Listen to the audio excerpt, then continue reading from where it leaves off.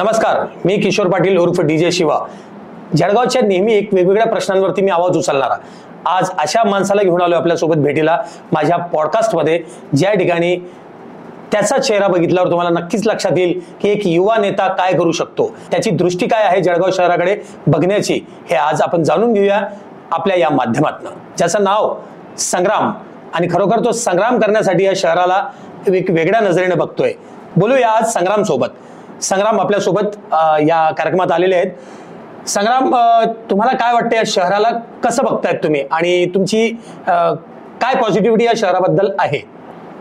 सर्वप्रथम मी किशोर पाटलांचे धन्यवाद देतो की त्यांनी माझ्या रिक्वेस्टला मान देऊन आज या चर्चेसाठी होकार दिला। कारण की मला अशाच माणसाची चर्चा करायची होती की ज्याला जळगावबद्दल तळमळ आहे, जळगावचं काही चांगलं व्हावं हे त्याच्या मनातनं नेहमी येत असावं, आणि तसेच व्यक्तिमत्व किशोर भाऊ आहेत। आणि त्यामुळंच त्यांना मी विनंती केली की आपण एक चर्चासत्र किंवा टॉक शो घेऊ की ज्यामध्ये आपण जळगावबद्दल चर्चा करू। आणि ते मला भाऊ बोलले, नेता बोलले, पण मी सांगतो की मी किशोर पाटलांचा मित्र आहे आणि आम्ही दोघं मित्र आज गप्पा मारणार आहोत, चर्चा जळगावची।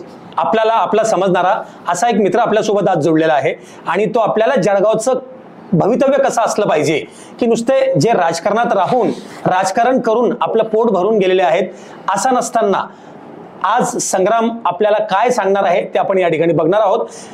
जळगाव शहराची एक वेगळी वाटचाल या शहराची चालू होती, त्यात बरेच राजकारणी येऊन गेलेत आणि मागे पदही भूषवून गेलेत, पण आज इलेक्शन तोंडावर असताना त्यांना जळगाव आठवतोय।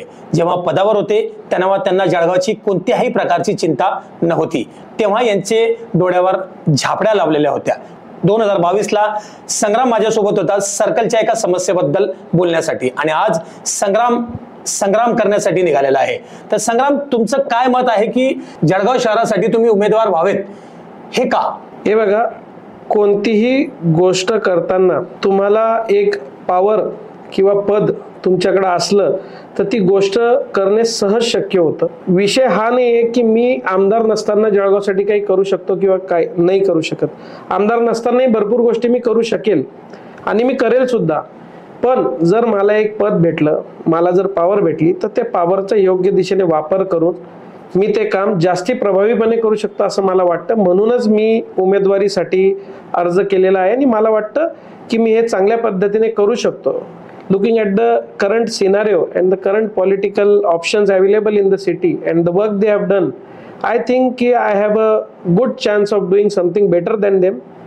That's why I have nominated myself. आणि हे याच्यासाठी पण की काही करण्यासाठी दोन गोष्टी फार गरजेच्या असतात, एक संवेदनशीलता विषयाप्रतीची, दुसरी म्हणजे इच्छाशक्ती। ह्या दोन गोष्टी जर असल्या तर पद असो नसो तुम्ही काम करणार। आणि आज मला सगळ्यांना हे सांगू इच्छितो मी की मला उमेदवारी मिळेल किंवा नाही मिळणार कदाचित, पण जर मला उमेदवारी मिळाली तर मी 100% काम करण्याची इच्छा ठेवतो, आणि जरी नाही मिळाली तरी ज्यालाही उमेदवारी मिळाली, जो कोणीही आमदार झाला, त्यापेक्षा येणाऱ्या 5 वर्षात मी जास्त काम करून दाखवेल। हे मी आज ठामपणे सांगतो की येणाऱ्या 5 वर्षात जो कोणी आमदार आहे त्याची कॉम्पिटिशन माझ्याशी आहे।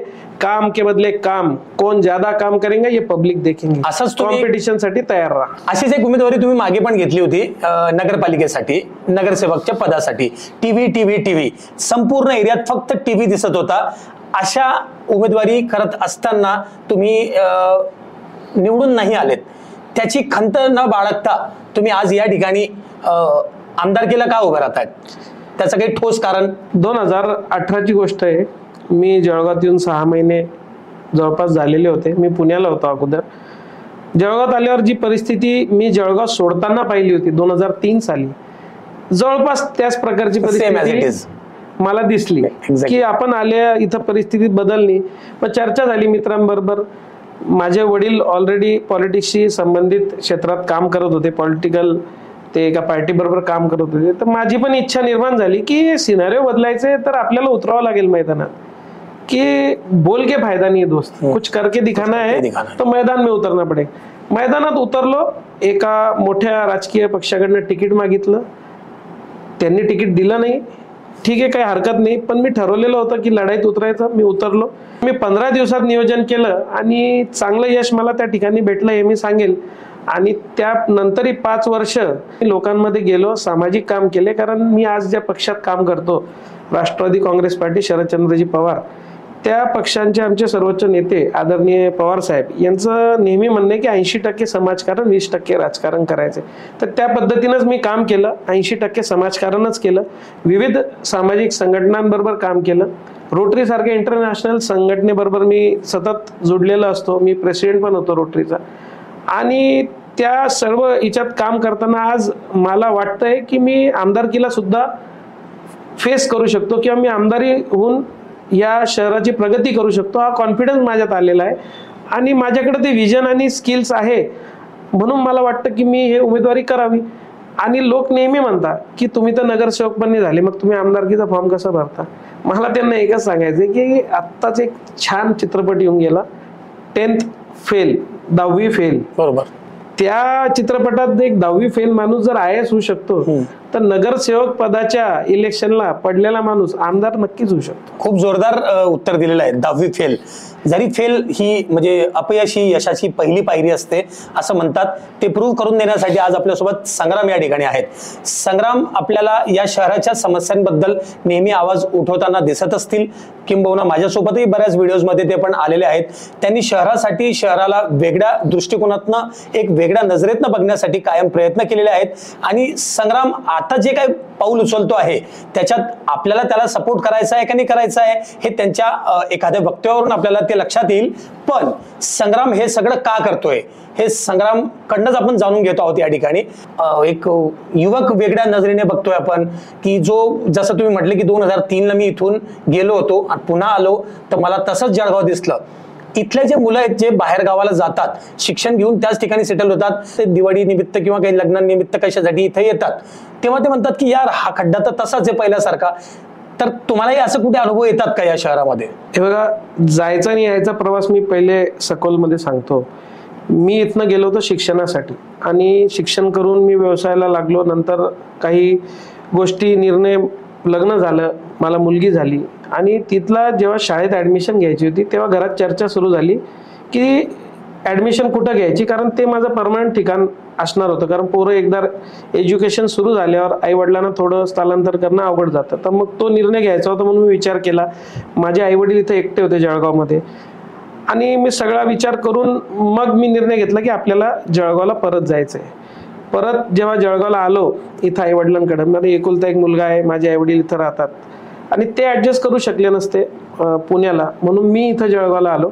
पण असे अनेक चर्चा माझ्या मित्रांबरोबर झाल्या. सगळ्यांनी मला सांगितलं तू जळगाव जा रहा है पर मत जा, यहाँ अपॉर्चुनिटीज बहुत है, बड़ी सिटी है, यहाँ अपॉर्चुनिटीज है, यहाँ तुझे काम करने के लिए बहुत अच्छा माहौल है, तू क्यों जळगाव जा रहा है, बच्चों का एज्युकेशन अच्छा है. मी त्यांना एकच सांगितलं, माझे आई वडील तिथे आहे, माझं दैवत तिथे आहे, मी जाणार. आणि मी आलो. माझे आई वडील इथं होते, मी आलो आणि माझा निर्णय बरोबर होता मला वाटतं. आणि इथं आल्यामुळंच मला इथं जळगावच्या समस्या कळाल्या आणि मग मी अनेक माझ्या मित्रांना फोन केले की मी येऊन योग्य निर्णय घेतलाय, तुम्ही पण या, जळगावला गरज आहे तुमची. हे शहर संपत चाललंय. आपण ज्या शहरात जन्म घेतला, ज्या शहराने आपल्याला शिकवलं आणि योग्य काबिल बनवलं की आपण मोठ्या शहरांमध्ये जाऊन आपलं नाव कमवू, त्या शहराला आज आपली गरज आहे. आपण यायला पाहिजे. पण अडचणी अशा होत्या, भरपूर लोकांना विषय मुद्दा पटला, पण ते म्हटले संग्राम आम्हाला इथं 3, 4, 5 लाखाचे पॅकेज आहे महिन्याला. आम्ही जळगावला आलो तर हेच पॅकेज आम्हाला 1.5-2 लाख रुपये पण नाही मिळणार. आम्ही येऊन सर्व्हाइव्ह कसं करायचं, कारण सर्व्हाइव्ह बचेंगे तो लढाई लढेंगे ना.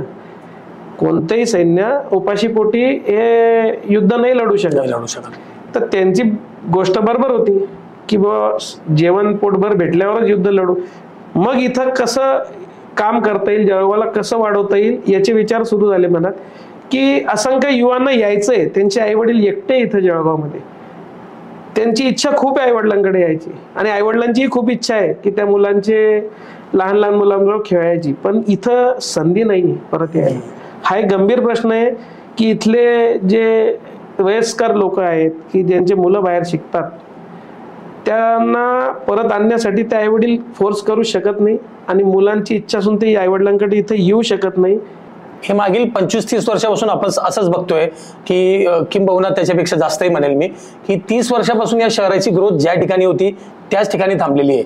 इंडस्ट्रीबद्दल तुम्ही काय सांगाल की या युवकांना रोजगार इथे भेटतो का? कारण इंडस्ट्रीज नाही आहेत तर युवकांना रोजगारच नाही, त्याच्यामुळे हे लोक बाहेर स्थलांतरित होतात. रोजगार कसा मिळेल किशोर भाऊ? मला एक गोष्ट सांगा ना की इथं जर विजन नाही, इच्छाशक्ती, मी वारंवार बोलतो, आणि संवेदनशीलता, तुमची एखाद्या गोष्टीवर तुम्हाला रिस्पॉन्स आणि तुमचं जे नॅचरल इन्स्टिंक्ट आहे तेच नाही तुमच्याकडं, आणि तुमची इच्छाच नाही की इथं काही व्हावं होईल. इच्छा असल्यावरच गोष्टी घडू शकतात. सपने देखोगे तो स्वप्नों की तरफ बढ़ोगे और तो स्वप्न पुरे होंगे. 100 स्वप्न बघू तर एखादी पूर्ण होईल. इथं स्वप्नच कोणी बघत नाही. स्वप्न बघण्याची परवानगीच इथं जणू काही संपलेली आहे लोकांची, आणि लिडरशिपची इच्छाशक्ती संपलेली आहे. लिडरशिपमध्ये डिसिजन मेकिंग पॉवर नाहीये मुळात. तुम्हाला मी सांगतो की इथं आपले शहराचे आदरणीय आमदार साहेब, त्यांच्यापेक्षा जास्ती डिसिजन मेकिंग पॉवर मोठ्या नेत्यांच्या पीएला आहे. म्हणजे जर एखाद्या नेत्याच्या पीएला जर इथल्या आमदारापेक्षा जास्ती डिसिजन मेकिंग पॉवर जर असेल तर मग हे शहर कसं ग्रो करेल ना? कारण आपण ज्या व्यक्तीकडे बघतोय लीडर व्हावं, तो व्यक्ती दुसरीकडे बघतोय, आणि त्याच्यात जर आवाज उठवण्याची क्षमता नसेल तर हे शहर ग्रोथ नाही करणार. प्रत्येक राजकारणी या ठिकाणी दिवसेंदिवस पैशीवाला होत चाललेला आहे, आणि या ठिकाणी रोजगार नसल्यामुळे या शहरात कोणी येण्याचं नाव घेत नाहीये. हे शहर एक शापित शहर म्हणून नेहमी ओळखलं जातं की या शहरामध्ये इंडस्ट्रीज नाही, या शहरामध्ये शिक्षणाचा कोणताच मोठा प्रकारचा एक अपकमिंग कोणी येणारा इथं नाहीच आहे. शिक्षणासाठी काय यावं असं काही एखादी मोठी इन्स्टिट्यूट पण नाही, आणि या शहरामध्ये व्हिजनरी काहीच नाहीये. राजकारणी जे काम करतायत ते फक्त आणि फक्त आपलं घडं भरण्याचं काम करतायत. आमदार, खासदार किंवा नगरसेवक आणि महापौर हे जेव्हा सत्तेत असतात तेव्हा कधीही ते आपल्या शहराच्या विकासाबद्दल बोलत नसतात. या ठिकाणी फक्त बोललं जातं ते फक्त कमिशन कट प्रॅक्टिस वरती. तर या ठिकाणी आज आपल्या बरोबर संग्राम आहे, आणि संग्राम या शहराला बदलू इच्छितो. तर संग्रामला मी विचारेल की शैक्षणिक पातळी या शहराची वाढवण्यासाठी तुमचं काय विजन असेल की समजा तुम्ही आमदार झालात तर? पहिली गोष्ट, सर्वांपर्यंत एज्युकेशन पोहोचलं पाहिजे, आणि ते माफक दरात पोहोचलं पाहिजे. Availability of education, right to education to each and every one of the society at reasonable fee. Fee नियंत्रण समिती असते. या शहरात ज्या शाळा मी बघतोय, ज्या प्रायव्हेट शाळा आहेत, त्यांच्या फी या आवाक्याच्या बाहेर आहे सामान्य माणसाच्या. लोक खूप कष्ट करतायत, धावपळ करतायत त्या मुलांची फी भरण्यासाठी, आणि शाळेंकडने अवाजवी बऱ्याच वेळा प्रेशर असतं फी भरण्यासाठी. अशा परिस्थितीत ज्या गव्हर्नमेंट रन स्कूल्स आहेत, जिल्हा परिषदेच्या, महापालिकेच्या शाळा, त्यांचा दर्जा हा इतका खालवलेला आहे की तिथं विचारी हे लोक करू शकत नाही, आपल्या मुलांना टाकायचं किंवा हिंमत करू शकत नाही. तर माझं प्राथमिकता अशी राहील की ह्या शाळेंना, जिथं गव्हर्नमेंट रन ही स्कूल्स आहे, इथं एज्युकेशनची लेवल चांगली केली पाहिजे. या शाळेंना पहिले इन्फ्रास्ट्रक्चरली चांगलं केलं पाहिजे. चांगल्या बिल्डिंग, चांगले बेंचेस, चांगले युनिफॉर्म. तिथं गेल्यावर मुलांना शिकावंसं आवड निर्माण झाली पाहिजे. वातावरण चांगलं पाहिजे तिथं. आणि हे सगळं असताना चांगले टीचर, जे मूलभूत गरज आहे, चांगले टीचरची भरती झाली पाहिजे. तुम्हाला माहिती टीचर्सची भरती कशी होते. या सगळ्या गोष्टींवर मी जास्ती बोलणार नाही, पण एकच सांगतो की एक सिस्टीम आहे. या सिस्टीममध्ये तुम्हाला टप्प्याटप्प्याने कामं करावं लागतील, गोष्टी समजून घ्यावं लागतील, आणि एका दिवसात रोम बनत नाही. Rome was not built in a day. It is a gradual and continuous process. The only thing which matters is intention. तुमचं इंटेन्शन काय आहे राजकारणात येण्यासाठी? तुमचं इंटेन्शन काय आहे? तुम्ही आमदारकी लढवताय, तुम्हाला पैसे कमवण्यासाठी आमदारकी पाहिजे का तुम्हाला काही काम करायचंय समाजासाठी, त्याच्यासाठी तुम्हाला पॉवर पाहिजे? इंटेन्शन महत्वाचं आहे. माझं पब्लिकला हेच म्हणणं आहे की तुम्ही एखाद्या व्यक्तीला जज करा त्याने केलेल्या कामांवर, आणि मग ठरवा की तो काय करतोय. आज कोणी पैसे वाटप करतोय किंवा आज कोणी पैसे खर्च करतोय, तर ते पैसा त्याने कुठून कमवलाय? शेतात राबून कमवलाय, दारूच्या दुकानातनं कमवलाय का, त्याचा काही बिझनेस आहे का, त्याचं काही फॅमिली रन काही त्याची इंडस्ट्री आहे, कोणत्या माध्यमातून हा पैसा येतो, निर्णय घेतला पाहिजे. शैक्षणिक दर्जा खालवला आहे, त्याच्यामुळेच गुन्हेगारीचं प्रमाण खूप वाढलं आहे. गुन्हेगारीसाठी कोणत्याही प्रकारचं कंट्रोल या शहरामध्ये किंवा या जिल्ह्याभरात आम्हाला आजपर्यंत दिसलेलं नाहीये. रोजच्या रोज गुन्हेगारी वाढते आहे. तर गुन्हेगाराला अडवण्यासाठी काही सिस्टीम्स आहेत, त्या आमदार लेवलला काही आहेत का, त्याच्याबद्दल आपण यांच्याकडनं जाणून घेऊयात. गुन्हेगारी हा एकदम गंभीर प्रश्न आहे समाजाचा. गुन्हेगारी ही कशामुळे निर्माण होते हे पण आपल्याला समजायची गरज आहे.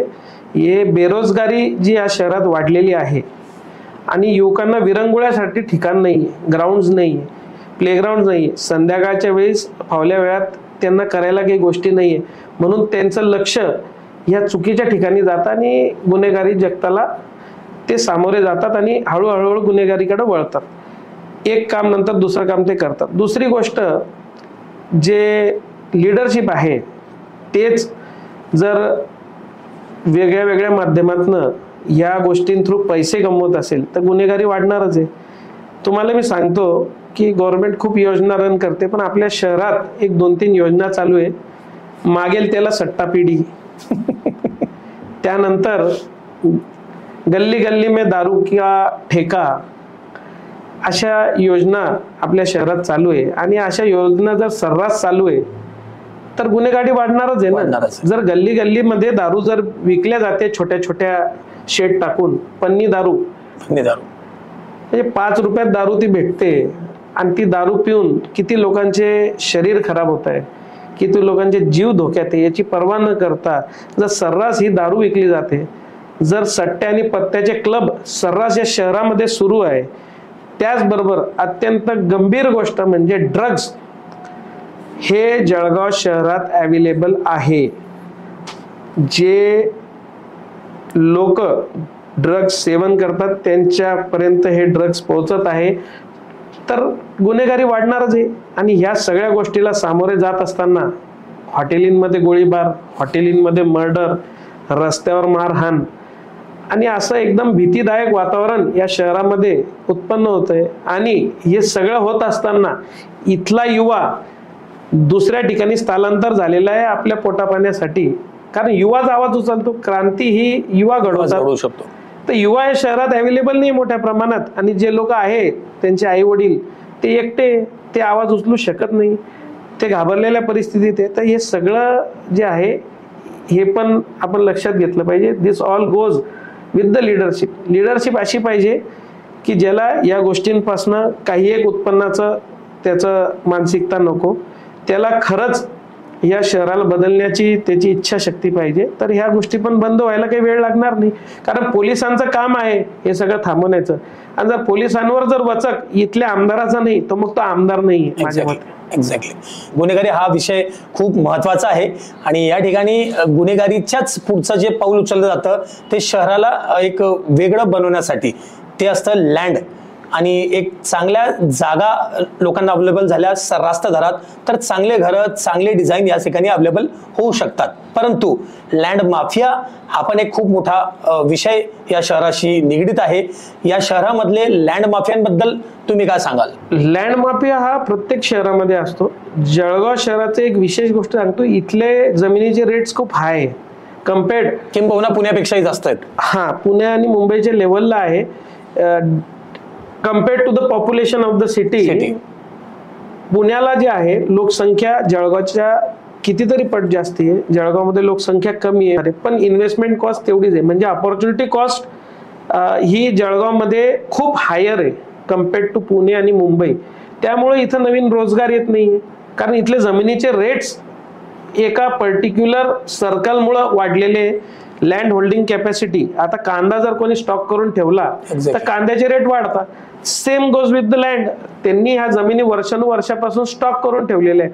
स्टॉक केल्यामुळं त्याचे रेट इथं जमिनी अवेलेबल नाही आहे प्राईम ठिकाणी, म्हणून त्याचे रेट वाढलेले. आता स्टॉकिंग हे जे होतंय हे कशामुळे लोक करू शकताय? हे याच्यामुळे करू शकताय की काही ठराविक लोकांना हाताशी धरून तुम्ही एखादी जमीन कोणाला विकायसाठी मजबूर करता किंवा त्याच्या मजबुरीचा फायदा उचलता. ती जमीन स्वस्तात घेता आणि मग ती स्वस्तात घेतल्यामुळे तुम्ही होल्ड करू शकतात कारण की ती जास्ती रेटमध्ये विकली जाते, जास्ती रेटमध्ये विकली जाते. म्हणून जळगावची ऑपॉर्च्युनिटी कॉस्ट ही हायर जाते. हायर गेल्यामुळे इथं नवीन बिझनेस टाकणं अवघड होतं, नवीन बिझनेस टाकणं अवघड होतं. म्हणून इथं नवीन रोजगारासाठी लोक पुढे येत नाही, दुसऱ्या सिटीमध्ये जातात. हे एक सर्कल आहे. लँड माफिया हा गंभीर प्रश्न आहे, पण वाळू माफिया हा लँड माफियापेक्षाही गंभीर गोष्ट आहे. कारण इथं भरपूर युवा त्या बिझनेसकडे अट्रॅक्ट होता, कारण तिथं खूप पैसा आहे. माझं एक म्हणणं आहे की एक साधी गोष्ट आहे की जळगावमध्ये एक कॅमेरा पोलिसांसाठी एक योजना आहे. तर सीसीटीव्ही कॅमेरे गल्ली गल्लीमध्ये लागलेले, मेन रस्त्यांवर सीसीटीव्ही कॅमेरे. तर वाळूंचे जे ट्रक आहे, डंपर आहे, ट्रॅक्टर आहे, ते सर्रास वाळू सप्लाय करतात कशी हे सीसीटीव्ही असताना. आणि मग याचा अर्थ की सगळी यंत्रणा मॅनेज्ड आहे. सरकारी लिलाव बंद आहे, वाळूचा लिलाव बंद आहे, तरी घरांचे कामं चालू आहे, तरी डेव्हलपमेंट चालू आहे. मग ही वाळू येते कुठून आहे आणि बिल्डिंग बनतात कुठून? म्हणजे हे सगळे लोक मिळालेले, वाळू माफिया मिळालेला आहे. वाळूचे पैसे राजकारणात येत आहे आणि वाळूचे पैसे प्रशासनालाही भेटत आहे आणि बिल्डर लॉबीला हे पूरक आहे. आणि म्हणून बिल्डर लॉबी या लोकांना पूरक आहे. मग हेच तर जळगावमध्ये चालू आहे वर्षानुवर्षापासून. आणि म्हणून जमिनीचे रेट सर्वसामान्यांच्या आवाक्याच्या बाहेर आहे. मी नेहमी जळगाव शहराच्या बाहेर फिरत असतो. संपूर्ण भारत माता परिक्रमा केलेली आहे. टू व्हीलरने महाराष्ट्राच्या बाहेर बरेच प्रवास केलेले आहेत. पण असं कधी कधी वाटतं की या शहराला जेव्हा मी 25-30 किलोमीटर सोडतो त्याच्यानंतर रस्त्यांची एक वेगळी सुबकता मला दिसायला भेटते आणि ते पाहून मला इतका आनंद होतो की विचारू नका. पण प्रवास करून आल्यानंतर जेव्हा प्रवास संपत असतो तेव्हा घराची ओढ न लागता असं वाटतं की हा प्रवास चालूच राहावा. कारण या शहराला काही प्लॅनिंग नावाचा विषयच नाहीये. कारण या शहराला कोणत्याही रस्त्यावर कुठेही डिवायडर टाकले जातात, कोणत्याही ठिकाणी त्याचा एखादा इलेक्ट्रिकचा खांब येऊन जातो. तर आपण जळगावच्या प्लॅनिंग बद्दल आज बोलू संग्राम सोबत. तर संग्राम, तुम्हाला असं विचारायचं की जळगाव शहराचं टाउन प्लॅनिंग हा कॉन्सेप्ट जो आहे तो या शहराला कुठेतरी लागू होतो का? हसण्यासारखी बाब आहे आणि हसावंच लागेल. नाही, टाउन प्लॅनिंग डिपार्टमेंट फार व्यस्त आहे पैसे कमवण्यामध्ये. कारण डिपार्टमेंटच व्यस्त आहे तर प्लॅनिंग कशी होईल? एक्झॅक्टली. साधा एक सोपा तुम्हाला एक उदाहरण देतो. मी वारंवार सांगतो की मानसिकता पाहिजे. आपण जर घर बनवलं तर आपण आर्किटेक्ट कडे जातो, त्या घराची डिझाईन बनवतो, मग त्या घराचे ऑप्शन शोधतो की कोणतं मटेरियल स्वस्त आहे, कोणतं मटेरियल चांगलं मजबूत आहे, मग त्याचे कलर ऑप्शन्स, मग त्याचे कॉस्टिंग काढतो आणि मग आपण घर बनवतो. घर बनवल्यावर सुद्धा आपण तिच्यात जे फर्निशिंग वगैरे जे असतात तिच्यातही आपण 10 ठिकाणी फिरून त्या गोष्टी फायनल करतो. आता शहराचं तर त्याच्यापेक्षा किचकट काम आहे की इथं फक्त डिझाईन आणि ॲस्थेटिक्स आणि त्याचं फक्त लुक कसं आहे त्याच्यासाठी नाही, त्याची उपयोगिता पण किती लोकांना, कॉस्ट जे आपण खर्च करतोय त्याचा किती लोकांना फायदा होतो याचाही विचार करावा लागतो. ती किती दिवस टिकेल याचाही विचार करावा लागतो. मग ती करत असताना इतर गोष्टी खराब होतील का याचाही विचार करावा लागतो. आणि हे सगळं होत असताना की त्याचा ओव्हरऑल सोसायटीवर इम्पॅक्ट काय, त्याच्यातनं रोजगार निर्माण होत आहे नाही होत आहे याचाही विचार करावा लागतो. या सगळ्या गोष्टी संपूर्ण मिळून टाउन प्लॅनिंग होते.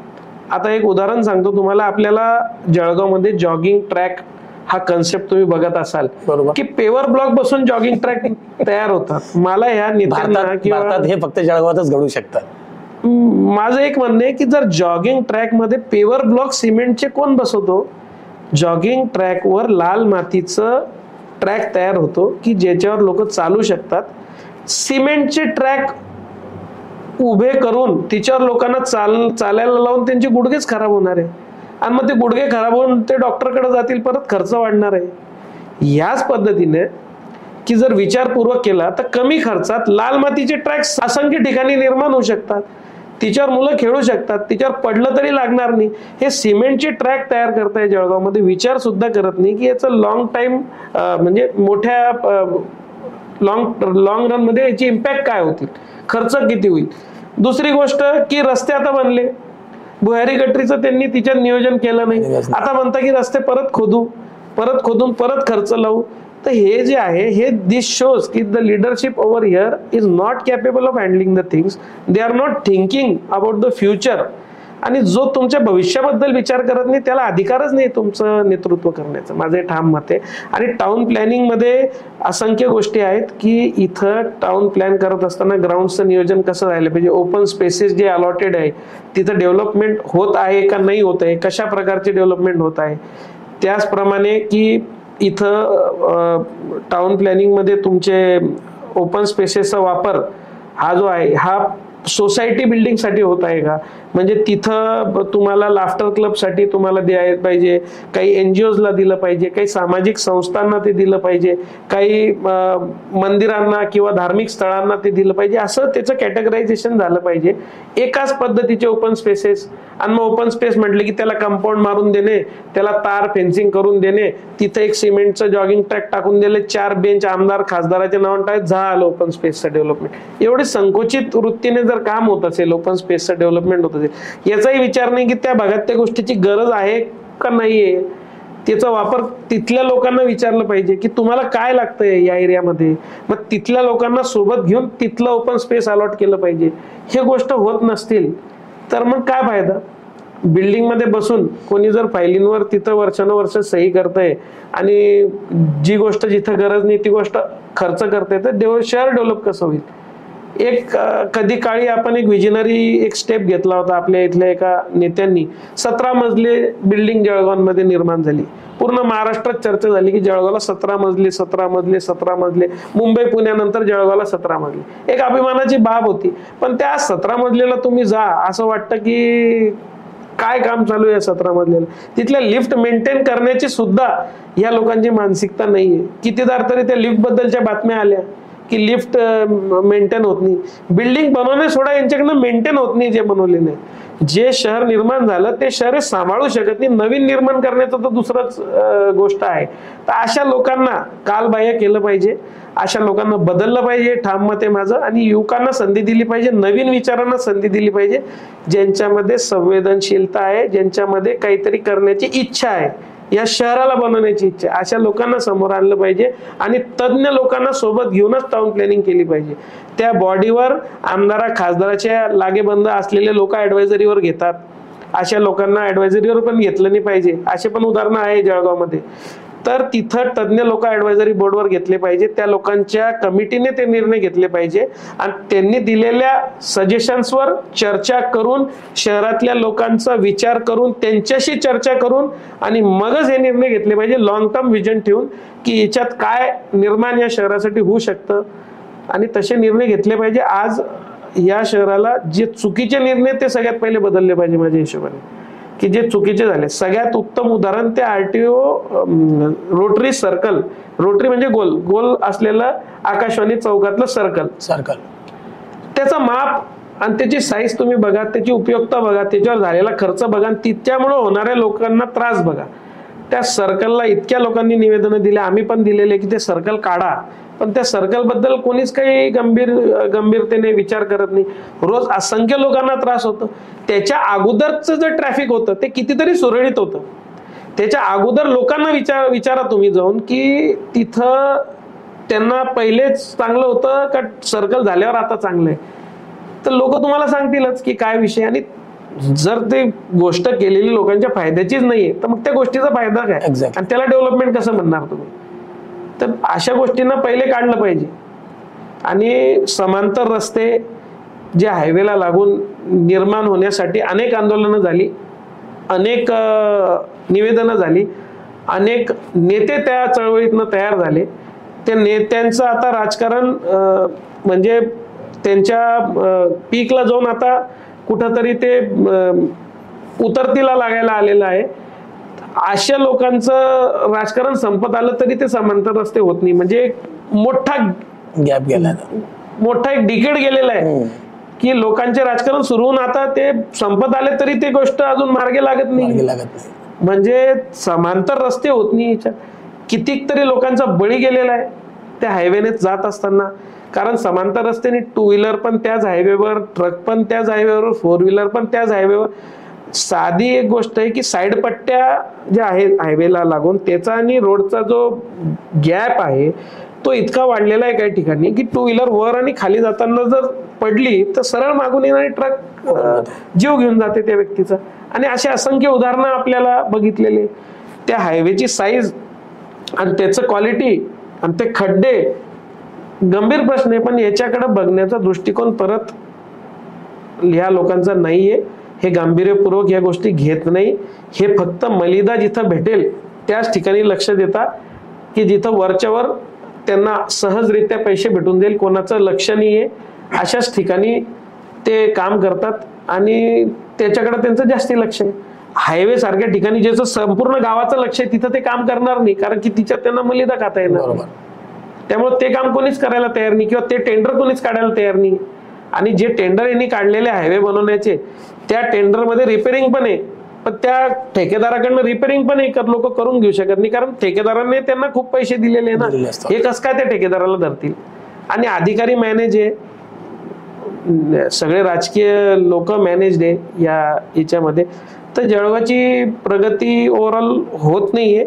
प्लॅनिंग, टाउन प्लॅनिंग ही दूरची गोष्ट आहे, मानसिकताच नाही. मी परत मानसिकतेवर येईल. ही मानसिकता जोपर्यंत निर्माण होत नाही, यांची इच्छाच नाही हे शहर डेव्हलप व्हावं, तर हे शहर डेव्हलप होईल कसं काय. यांची इच्छा आहे आपण डेव्हलप नाही व्हावं. माझा सरळ आरोप आहे की यांची मनापासून इच्छा आहे की आपण असेच रखडत राहावं आणि हे असेच पैसे कमवत राहावं. माझा हा आरोप आहे त्यांच्यावर. टाउन प्लॅनिंगचा तुम्ही विषय करताय तर ह्या शहरामध्ये पार्किंगची एक अत्यंत गंभीर समस्या आहे. इथं कुठं गाडी लावावी आणि कुठं नाही लावावी याचा संभ्रम लोकांमध्ये आहे. कुठंच P1 P2 च्या धर्तीवर पार्किंगचे मार्किंग नाहीये, रोडवर पार्किंग झोन्स नाहीये. शहराचं नियोजन करताना हे पार्किंग झोन्सच नाहीये, पण लोकांना ऑनलाईन फाईन्स येत आहे. 1000, 1500, 500 रुपये नॉन पार्किंगची फाईन्स येते. पण जर पार्किंगच नाही तर प्रशासनाला हे पार्किंग फाईन घेण्याचा अधिकार कुठून आहे. ज्यांनी हे याचिका दाखल केलेली आहे NJ पाटील माझे वडील यांनी, की 213 हवालदारांवरती केसेस आहेत की ज्याच्यात जळगाव शहराचं कोणत्याच प्रकारचं प्लॅनिंग, पार्किंग बद्दलचं, नो पार्किंगचं किंवा ट्रॅफिकचं असं कोणताच एक प्रोजेक्ट आपण महापालिकेला वर विधानसभेत पाठवलेलं नाहीये. ज्याला अप्रुव्हल मिळाल्यानंतर कुठे पार्किंग करावी आणि कुठे नाही करावी याचं कोणतंच नियोजन नसताना नो पार्किंगचे फाईन किंवा रॉंग साईड, नो एंट्री असे विनाकारांचे पाट्या लावून आपल्याकडनं ही फसवणूक केली जाते. त्याचा हा मुद्दा खूप महत्वाचा आहे जो आज आपल्याला संग्राम भाऊंनी उघडकीस आणून दिलेला आहे. पार्किंगच नाही तर तुम्हाला सांगतो या शहरामध्ये अग्निशामक दलाचेही व्यवस्थापन ढासळलेले. आत्ताच एक आग लागली होती एका ठिकाणी MIDC मध्ये, 7 लोकांचा जीव गेला. काल परवाच ST वर्कशॉपच्या तिथं आग लागली. बऱ्याच नेत्यांनी तिथं भेट दिली, पण ते म्हणताय की करू, सुविधा वाढवू. माझं म्हणणं आहे की हे इमर्जन्सी बेसिसवर होणाऱ्या गोष्टी आहे. कोणाशी जीवाशी निगडीत यांना प्राधान्य दिलं पाहिजे. अग्निशामक दलासारख्या ठिकाणी ढासाळपणा, शहर मोठं होत असताना, बिल्डिंगांच्या संख्या वाढत असताना आणि मजले वाढत असताना सुविधा वाढलेल्या नाहीयेत आणि तिथं लोकांना अपॉइंटमेंटही भेटलेल्या नाही नोकरीसाठी. MIDC मध्ये एक अग्निशामक दलाचं युनिट आहे, पण तिथं काहीच यंत्रणा नाहीये. जिथं यंत्रणा आहे तिथं गाड्या नाहीये, जिथं गाड्या आहे तिथं पाण्याचं नियोजन नाहीये. आणि या सगळ्या गोष्टींकडे गांभीर्याने लक्ष देऊन अपडेटेड या ज्या सिस्टीम्स आहेत त्याच्याकडे प्राधान्य दिलं पाहिजे.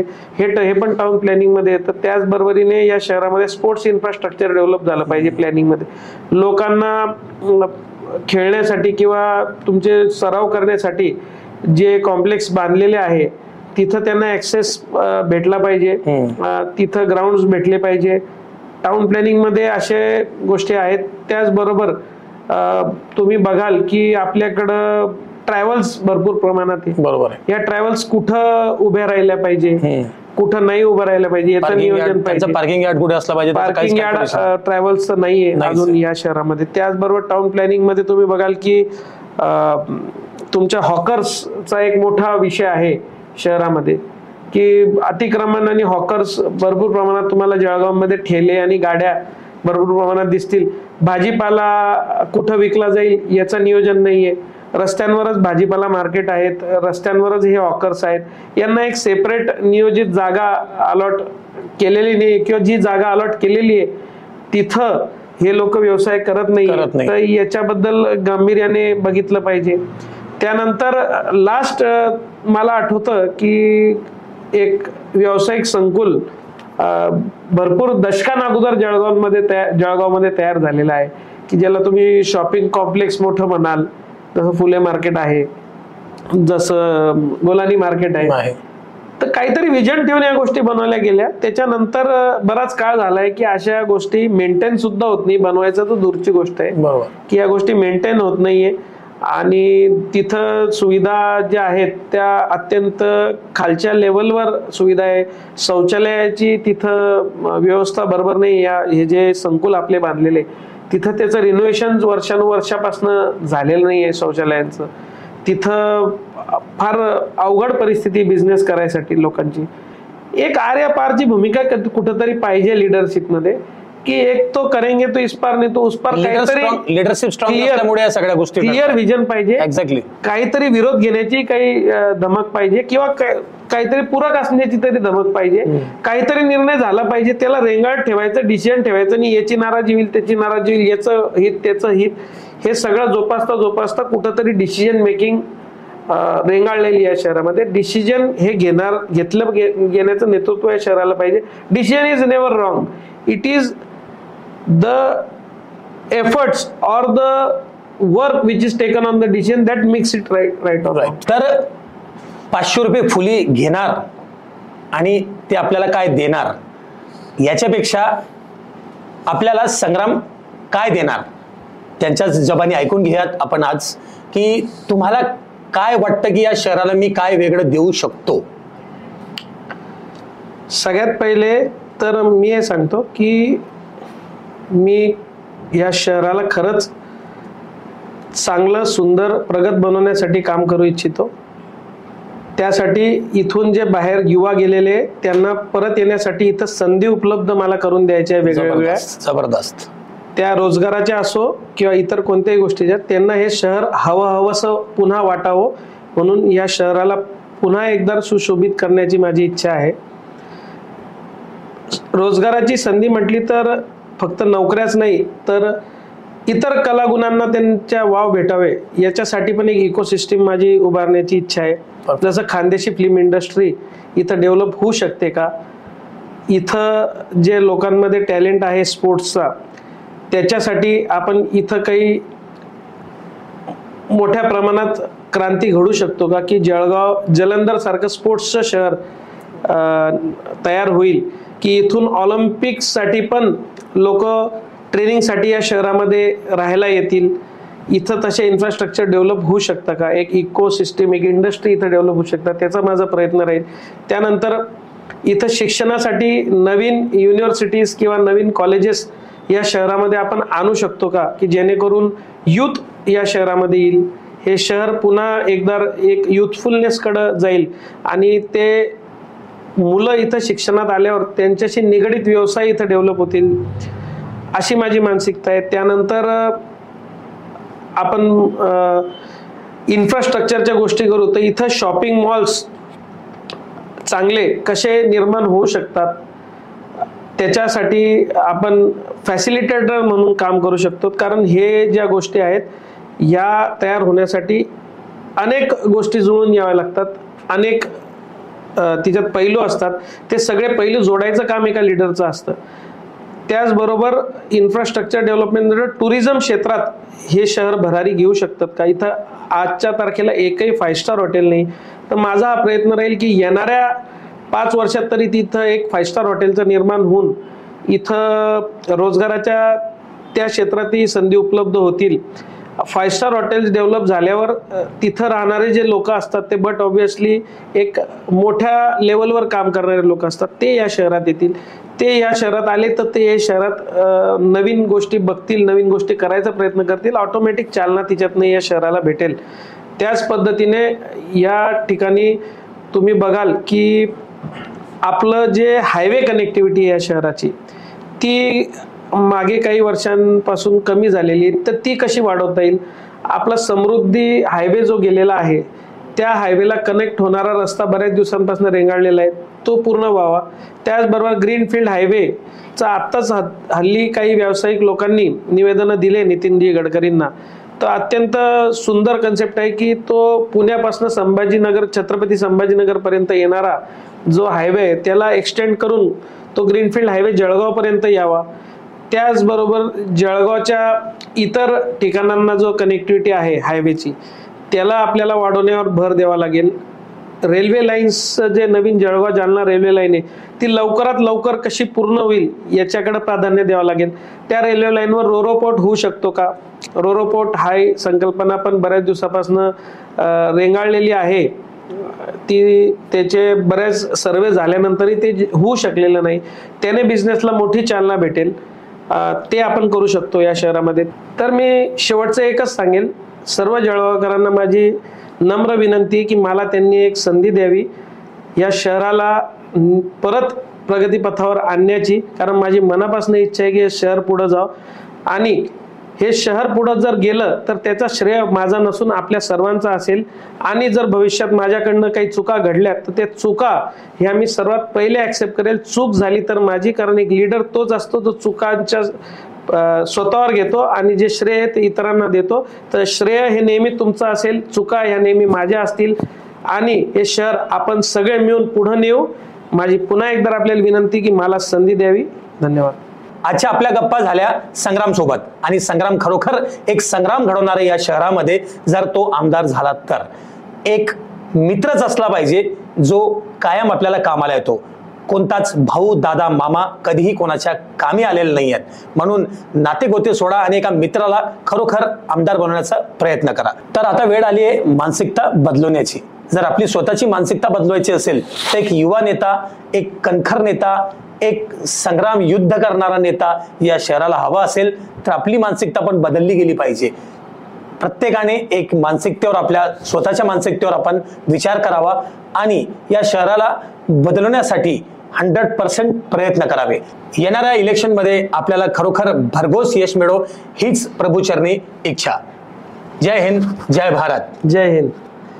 जाता आता एकच सांगेल की जगात सगळ्यात मोठं आणि जवळचं कोणतं नातं आहे तर ते मैत्रीचं आहे. आणि हे मैत्रीचं नातं आमदार असू किंवा नसू पण मैत्री नेहमीच राहील आणि जळगाव शहरासाठी आम्ही दोघेही नेहमीच काम करत राहू. धन्यवाद.